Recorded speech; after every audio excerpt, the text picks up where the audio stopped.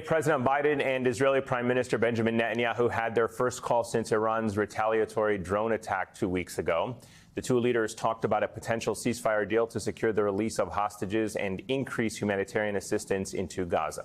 Biden also repeated warnings against an Israeli invasion of Rafah.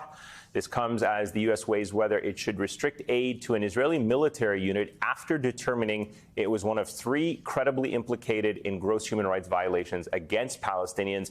That was prior to October 7th. In an undated letter obtained by NBC News, Secretary of State Antony Blinken wrote to Speaker Mike Johnson that it was still under review. The 2 other units will continue to receive military assistance despite those concerns because the U.S. says it was given assurances from the Israeli government. Joining us now is Democratic Congresswoman Katie Porter of California, who also sits on the Oversight Committee. Congresswoman, it's great to see you again. To my understanding, you are one of 2 members of Congress to receive an individual briefing from officials at the State Department about aid to these Israeli military units. However, Friday's news about the 3 Israeli groups or battalions, if you will, accused of human rights abuses contradicted what you were told in your briefing. Am I getting that right? Can you expand on this? Absolutely. So I think to start at the very beginning for everyone watching, as a taxpayer, as an American, when we use our taxpayer dollars to give aid to any country, military aid, we do not want those weapons or that training being provided to military units that engage in gross violations of human rights. We're talking about really terrible things: murder, rape, kidnapping. And for most other countries, there's a pretty straightforward process. Before the aid's given, the State Department vets the individual military unit, say the battalion, and if there's any evidence, credible evidence of a gross violation of human rights, the aid does not go. But Israel has a different process, and that's what I requested and received the State Department briefing on. But what we found out this week, after I heard all about that process and got assurances that it was working, is that in fact it's not working. The State Department employees sent up evidence of gross violations of human rights that Israel has not remediated, has not held people accountable for. And where have those memos been?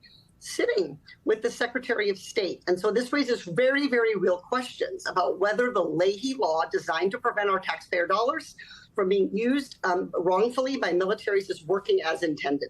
I don't want to ask you to speak on the State Department, but do you have any reason why they are not acting on it? I mean, what is your understanding as to why these memos, as you mentioned, are just sitting there with these accusations or evidence of accusations or gross human rights violations and not being acted on? That is exactly the right question that Congress now needs to be asking. We need to be asking, what happened here? We already had a lot of concerns. I had many concerns about this special process for Israel. It's called the Israel Leahy Vetting Forum. Leahy is the name of the law that's supposed to stop aid from flowing to these units that have engaged in human rights violations. But what we were told is, after all of this extended process, after Israel's given a chance to address the violations, to hold people accountable, when it goes up to the Secretary with a recommendation from all of these different departments at the State Department, then aid must stop. The law is clear here. What is not clear is what has happened at the State Department and who, if anyone, besides Secretary Blinken, may be implicated in this decision. Is there a role for Congress to play here? And I know the short answer to that is yes, but I guess the broader question is, are your colleagues in line with what you've outlined? Do you find that you have support for them to actually do their job and exercise oversight over the implication of violating the Leahy law? Well, this process, particularly with regard to Israel and a handful of other countries, has been pretty shrouded with mystery. It's new. It started only a few years ago. And again, Israel and a handful of other countries, about a dozen other countries, have this different, separate process. That is not well known by my colleagues in Congress. It was something that we investigated when we had a hearing about human rights violations, and I questioned the witnesses about it, and then had this briefing. So I think there's a lot of work that I need to be doing, along with colleagues who've worked on this issue, like Senator Chris Van Hollen, to educate Congress members that the process that we are told is working is in fact not working. And that because we've set up a special process for Israel, we have a duty to investigate whether that special process is working. And here it appears it may not be. If it is not, what do you think should happen? Well, under the Leahy laws, the remedy here is if a military unit, it could be at the individual level, say a commander, it could be at the battalion or unit level. We talk about military units. What's supposed to happen under the Leahy law, the law is very clear on this, is if a gross violation of human rights has been committed and the country has not held the perpetrators responsible, then aid to that unit must not go. It must not be received. U.S. cannot send it legally. And so the administration needs to follow that rule here for these Israeli units, just like we do for other countries that we have found have engaged in gross human rights violations and perpetrators haven't been held accountable. Before you go, Congresswoman, I wanted to get your take on how all of this also is playing out here in the United States, specifically with these growing pro-Palestinian protest movements that we're seeing across college campuses.